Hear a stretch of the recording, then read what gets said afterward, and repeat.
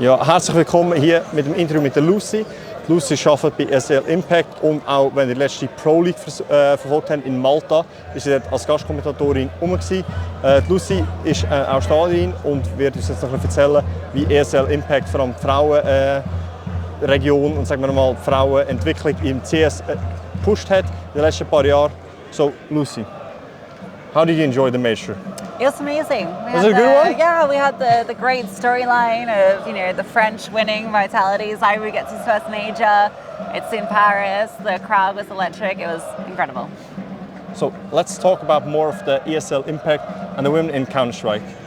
The scene has grown quite a bit since ESL has started to support it, right? Yeah. They came back, a lot of them, even though we had some problems with Valorant. So how has that been the development growing over the years that the ESL Impact has started, like the last 2 years?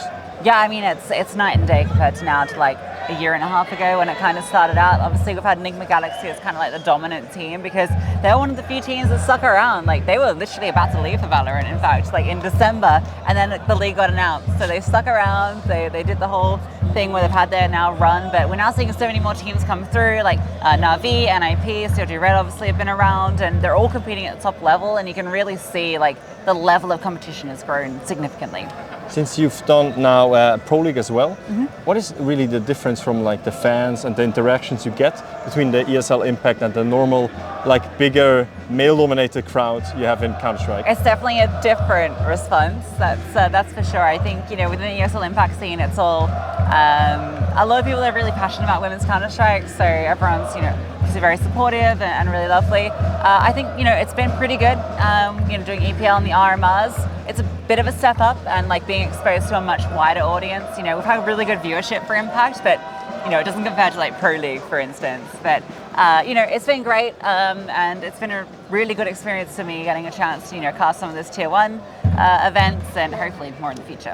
Do you think that with the change from Counter-Strike Go to CS2, that we also will see maybe a female major or like a bigger tournament that also Valve will support with stickers and stuff? Oh, that would be really cool. I'd love to have like an Anna sticker on my AWP or something. I don't know. I think the thing with ESL Impact is ideally we don't want a women's league. There shouldn't be separate leagues. But we need to get to that point where there isn't that need, right? The comfort zone is broken, and if you think back, I think one of the first female representation I think about is Giuliano. Yes. When she was in a male-dominated team, there was like 4 males, and then it was Giuliano. Yeah. And it's just I think we have it's more of that comfort zone we have to find, right? But that it's not strange to have a female in your team, and it's just like having one of your bros with you. Yeah. Because you will travel a lot, you will play a lot, so it doesn't really change if it's a male or a female. If they crack heads, it doesn't really matter, right? No, and exactly. I think that we have to show that a bit more. And I think with ESL Impact, there's some even from like South America, that there's a lot of female players that show. Yeah, they can still tap pass. It doesn't matter if they're like 12 years old, like or the upcoming players. Yeah, I mean they can. I think they can hold up to like Tier 2 or even some Tier 1 players if they get more into it. Because I think the problem is more because we differentiate them, the experience. They never get that arena big crowd experience. But I mean that's what's good about ESL Impact, right? Because it introduces that. Like we got ESL Impact Dallas coming up again, the Season 3 finals, which had a huge crowd last time because of the COG Red are playing, the local team, even the Brazilian fans turn out, and we've got like a couple of South American teams. And because it's such like a global event, we have all the leagues in 3 different regions, we have the wildcard team. So it kind of helps lift up all these different regions rather than like, just Europe, for instance. And, it's setting the base work, the baseline work to build up for the future where hopefully we don't need these leagues. So do you think the Australian scene is not really known to swap over because it's quite for them, they're quite for themselves, right? They have a lot of struggles. They don't really find that many investors. They don't find that many coaches. You think that maybe the females have a higher chance to represent Oceania, right?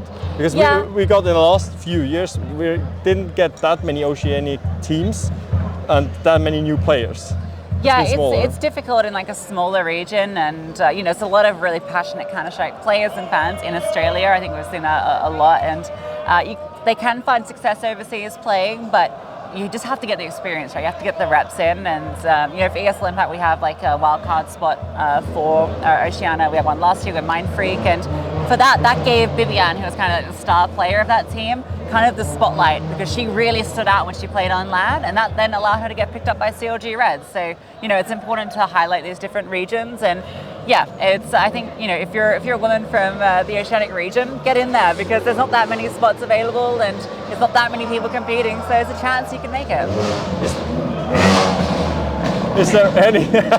Is there any team or a player especially that you think that people that didn't really get into ESL Impact that can look forward to, that you think you recommend, like that team, that player, you should watch out for that player? She has a big impact and you will see her a lot more in the future. I'll name two. Okay. Yeah, is that okay? Go ahead. I'm going to name VQ from Na'Vi Javelins. Mm-hmm. Yeah. She's the AWPer for that squad. Incredibly explosive, and I think Na'Vi are one of the strongest teams in the scene. They got to the grand finals at Katowice, and I think they have a good chance of winning at Dallas. And the other player, I have to name Viviane, right? She's the Aussie.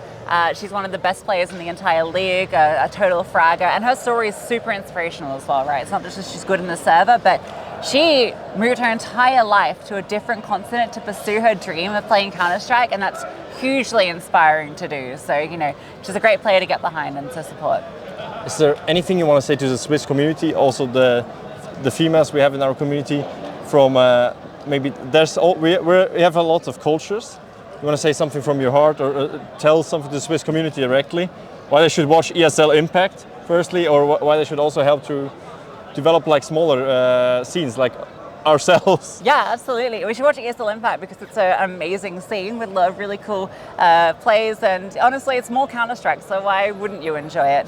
And for all the women out there, get involved, get playing.